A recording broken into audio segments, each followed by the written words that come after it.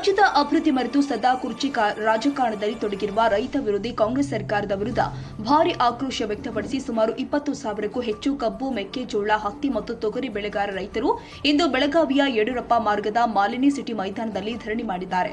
ಬಳಿಕ ಬೃಹತ್ ರ್ಯಾಲಿ ಮೂಲಕ ಅಧಿವೇಶನ ಮಾಡುತ್ತಾ ಇರುವ ಸುವರ್ಣಸೌಧಕ್ಕೆ ಮುತ್ತಿಗೆ ಹಾಕಲಾಗಿದೆ. ಈ ಬೃಹತ್ ಪ್ರತಿಭಟನೆಯಲ್ಲಿ ಬಿಜೆಪಿ ರಾಜ್ಯಾಧ್ಯಕ್ಷ ವಿಜೇಂದ್ರ ಯಡಿಯೂರಪ್ಪ, ಪ್ರತಿಪಕ್ಷ ನಾಯಕ ಆರ್ ಅಶೋಕ್, ವಿಧಾನ ಪರಿಷತ್ ವಿಪಕ್ಷ ನಾಯಕ ಚಲುವಾದಿ ನಾರಾಯಣಸ್ವಾಮಿ, ಶಾಸಕರು, ಎಂಎಲ್ಸಿಗಳು ಹಾಗೂ ಜಿಲ್ಲಾ ಮಹಾನಗರ ಮುಖಂಡರು ಉಪಸ್ಥಿತರಿದ್ದರು.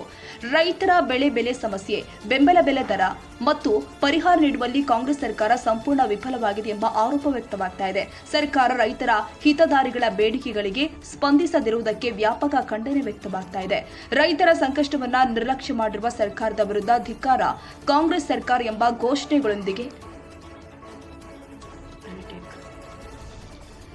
ಘೋಷಣೆಗಳೊಂದಿಗೆ ರ್ಯಾಲಿ ಮಾಡಲಾಗಿದೆ.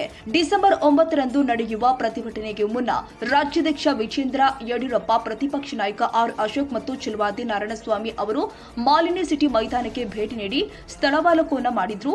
ಅವರೊಂದಿಗೆ ಪಿ ರಾಜು, ಸಿಟಿ ರವಿ, ಅನಿಲ್ ಬೆನಕೆ, ವಿಠಲ್ ಹಲ್ಗೇಕರ್, ಅಭಯ್ ಪಾಟೀಲ್, ಸಂಜಯ್ ಪಾಟೀಲ, ಶರಣು ತಳ್ಳಿಕೇರಿ ಸೇರಿ ಮತ್ತಿತರರು ಉಪಸ್ಥಿತರಿದ್ದರು. ರೈತ ಮೋರ್ಚಾ ರಾಜ್ಯಾಧ್ಯಕ್ಷ ಎಎಸ್ ಪಾಟೀಲ್ ನಡಹಳ್ಳಿ, ಮಾಜಿ ಸಚಿವರು, ಶಾಸಕರು, ವಿಧಾನ ಪರಿಷತ್ ಸದಸ್ಯರು, ಕಾರ್ಯಕರ್ತರು, ದೊಡ್ಡ ಸಂಖ್ಯೆಯ ರೈತರು ಸೇರಿಕೊಂಡು ಸುವರ್ಣಸೌಧದತ್ತ ಪಾದಯಾತ್ರೆ ಮಾಡಿದ್ರು. ರೈತರ ಬೇಡಿಕೆಗಳಿಗೆ ನ್ಯಾಯ ದೊರಕೋ ತನಕ ಹೋರಾಟ ಮುಂದುವರಿಯಲಿದ್ದಾರೆ ಎಂದು ನಾಯಕರು ಘೋಷಣೆ ಮಾಡಿದ್ದಾರೆ.